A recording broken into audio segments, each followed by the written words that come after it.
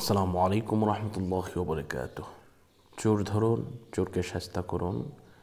চুরির মাল ফেরত পেতে কী কী আমল করবেন, আজকে সম্পূর্ণ কিছু আপনাদেরকে বলে দেওয়ার চেষ্টা করবো ইনশাআল্লাহ। আল্লাহ পাক রব্বুল আলামিন পবিত্র কালামুল্লাহ শরীফের মধ্যে ৬,৬৬৬ খানা আয়াত নাজিল করে দিয়েছেন। এর মধ্যে একখানা আয়াত আছে, এই আয়াতে কারিমা যদি কেউ ১,১৫,০০০ মতান্তর ১,৩০,০০০ বার যদি কেউ পড়ে, তাহলে যে ব্যক্তি চুরি করেছে সেই ব্যক্তি যদি আপনার মাল ফেরত না দেয়, আপনার কাছে এসে ক্ষমা না চায়, তাহলে তার গলা দিয়ে নাক দিয়ে রক্ত বের হবে, এমনকি তার এমন পরিস্থিতি হয়ে যাবে যেটা সে কল্পনাও করতে পারবে না। তো আসুন আমরা এই আমলটি কীভাবে করব সেটা জেনে নেই। যদি আপনাদের সময় থাকে, ফ্যামিলিতে লোক বেশি থাকে, আপনারাও করতে পারেন, অথবা ইনশাল্লাহ আমাদেরকে বললে আমরাও করে দেওয়ার চেষ্টা করব। তো প্রথমে আসুন আমরা এই আমলটি আমরা কীভাবে করব সেটা আগে জেনে নেই। প্রথমত হচ্ছে আপনাকে যে কাজটা করতে হবে, আপনাকে প্রথমে অজু করতে হবে।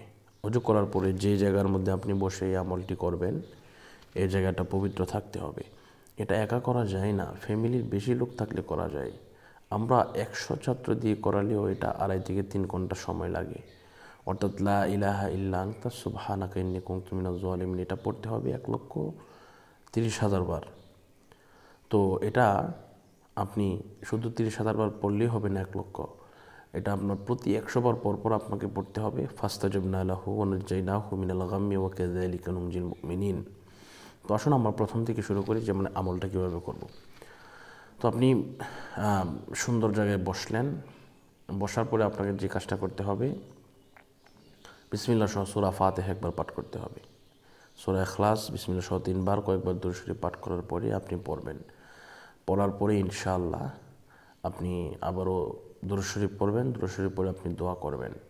তো এরপরে ৩ দিন থেকে ১ সপ্তাহের ভিতরে ইনশাআল্লাহ যে ব্যক্তি চুরি করেছে সেই ব্যক্তি চোর অবশ্যই মাল ফেরত দিতে বাধ্য হবে।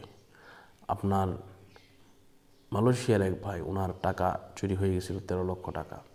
তো আলহামদুলিল্লাহ আমাদের মাধ্যমে উনি পড়িয়েছেন, আল্লাহর কসম উনি ফেরত পেয়েছেন। তো এটা আসলে আমরা হচ্ছে ওসিলা দেওয়ার মালিক আল্লাহ। যদি আমাদের সাথে যোগাযোগ করতে চান, যদি জানতে চান কিছু, এই নাম্বারে যোগাযোগ করবেন 016-430-63744।